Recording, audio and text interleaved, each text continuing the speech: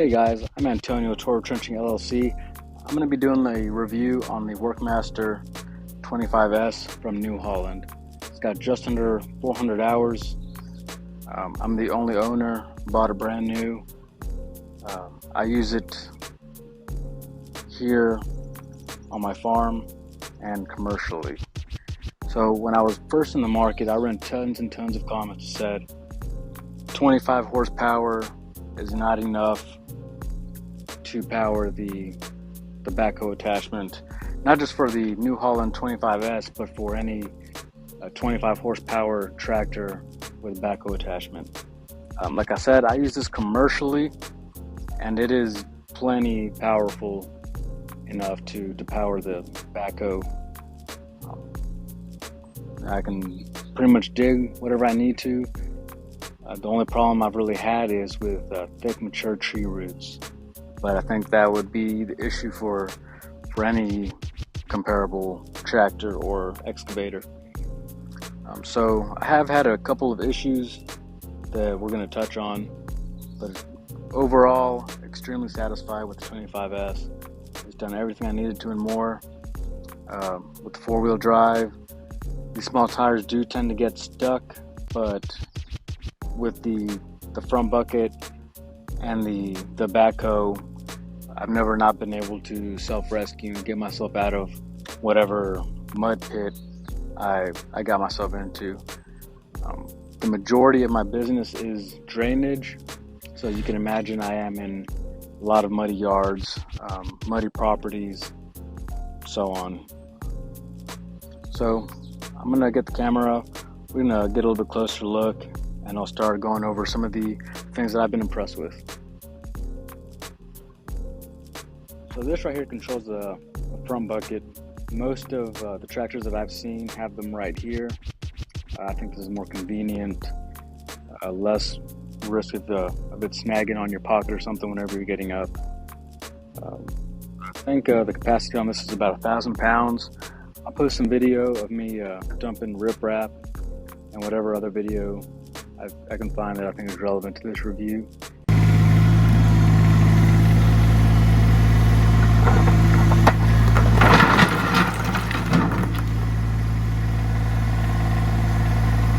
This right here is for the throttle. You won't be able to see, but right here it says 540/2933 RPM, and that's for the PTO. So 2933 is the RPM that you want it for whenever you're using the PTO, like a bush hog. If you go with that attachment, I like using it at around 2,500 RPM whenever I'm using the backhoe. That's kind of a good balance of power between the fuel consumption and how strong the backhoe is able to work.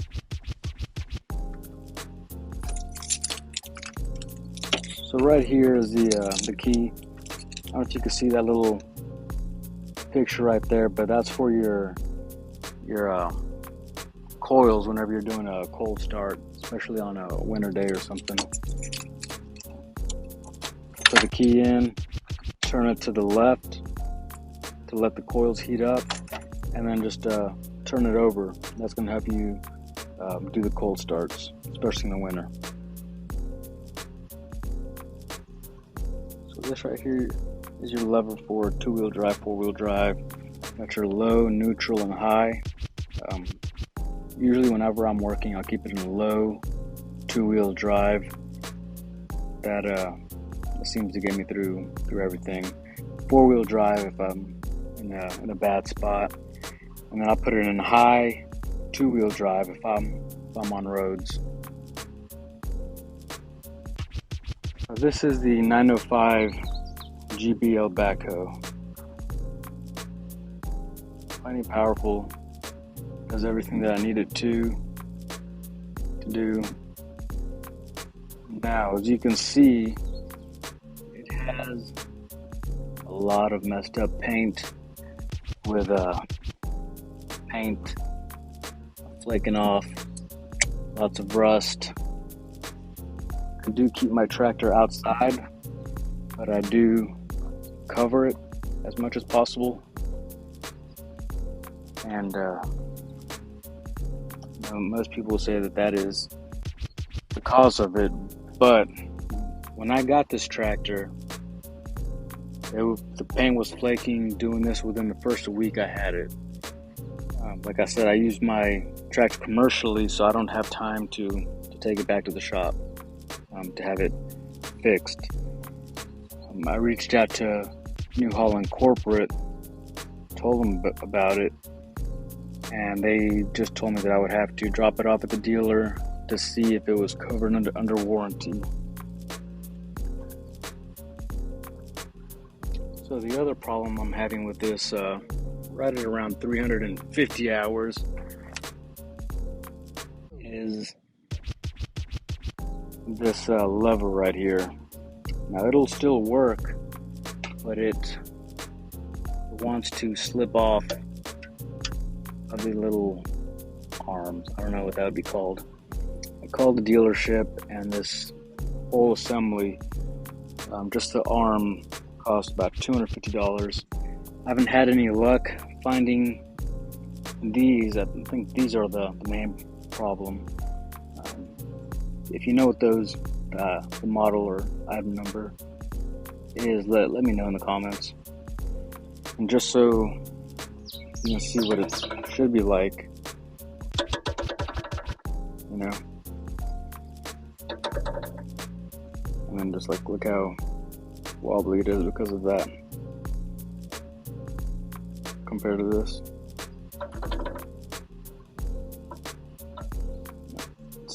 It's tight. It wants to get back in position where this just kind of floats around. The other problem I'm having is that these lights were not sealed properly from the factory. I know that, I do keep it outside, but even with it being kept outside, there's really no reason why these should be leaking and not working because of that water. It might be something that I get fixed in the future, but that's something that I'll have to do on my own time, because I don't have time to wait for the dealer to hold on to it for a month or so and fix it. Alright guys, so I'm going to take a few minutes to show y'all how to start it, how to use the front loader and the backhoe. Be sure to pay attention to what I'm doing with the key and the levers. There's a little bit to it. Let me know in the comments if you guys have anything. So like I said, turn this to the left to let the glow plugs heat up. It's more important during the winter.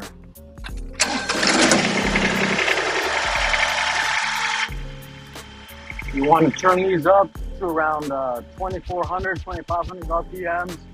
You could go higher, but I don't really need to in this case.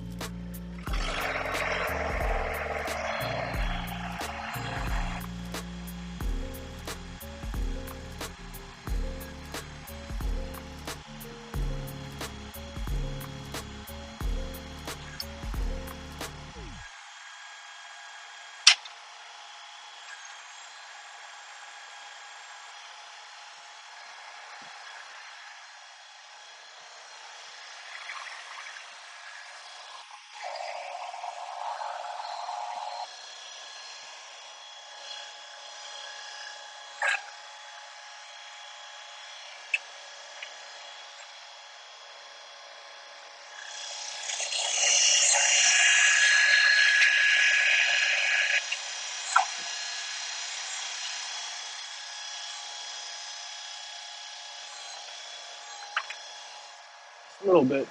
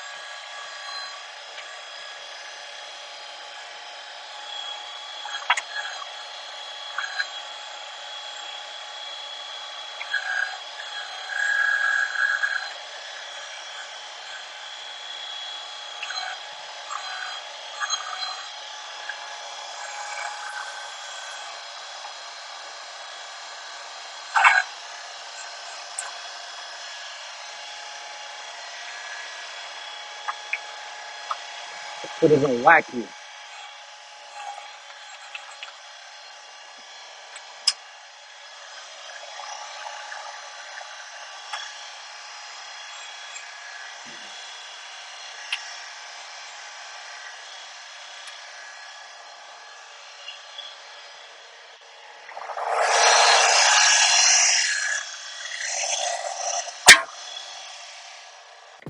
This machine is a complete beast.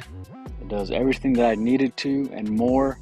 I probably shouldn't do some of the things that I do with it. I also have a sawmill, just a hobby sawmill, where I'm picking up some heavy logs. I'm clearing out pine trees, pushing them out of the way. Stuff that the front bucket and the tractor itself wasn't really designed for.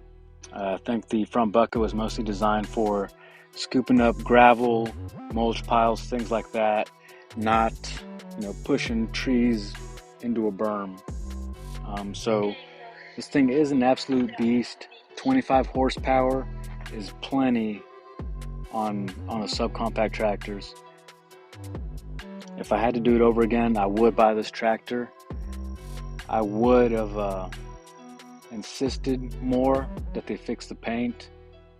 Like I said, I just didn't have the time to turn it into the shop and let them hold on to it, because this is the main machine to the business. So like I said, other than that, this is an awesome machine. Got plenty of power, and it'll do just about everything you need it to do commercially and on your farm or ranch. So that about wraps it up. Let me know if you have any questions, and please be sure to comment, like, and subscribe.